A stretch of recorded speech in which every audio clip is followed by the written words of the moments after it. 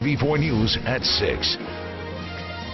Feeling safe and secure in a Hawaii public housing project. It doesn't always happen, but it's quickly becoming the case in the Mayor Wright housing in Kalihi. KITV4's Brenton Awa shows us what's working there. Brenton. Paula, early last year, property management started cracking down on crime. They put up a steel fence around the property, hired different security companies, implemented ID cards for residents, even installed hidden surveillance cameras. And according to the stats on crime, those measures are working. This is Mayor Wright housing today. No police cars, no crime tape like previous years. Daytime, nighttime was really bad. Hana Iliapo has lived with her family here for 28 years. She recalls how out of hand crime was in the past. You just want to keep your kids in the house. Where you go, you take your kids with you.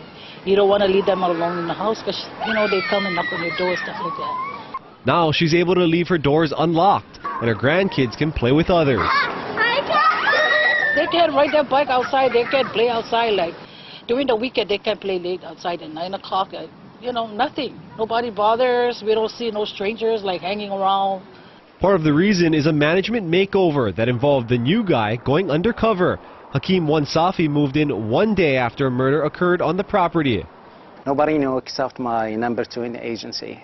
The property manager lived there for 3.5 months, getting a real feel for how criminals were operating. Once he knew how they committed crimes, he developed ways to combat it.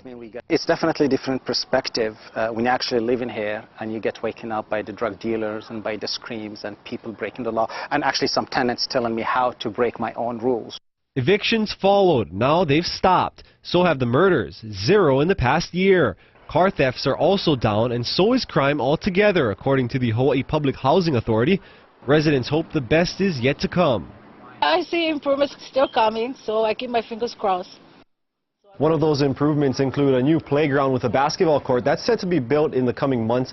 Wansafi says the HPHA is also using the same approach to improve 87 other properties it manages in Hawaii.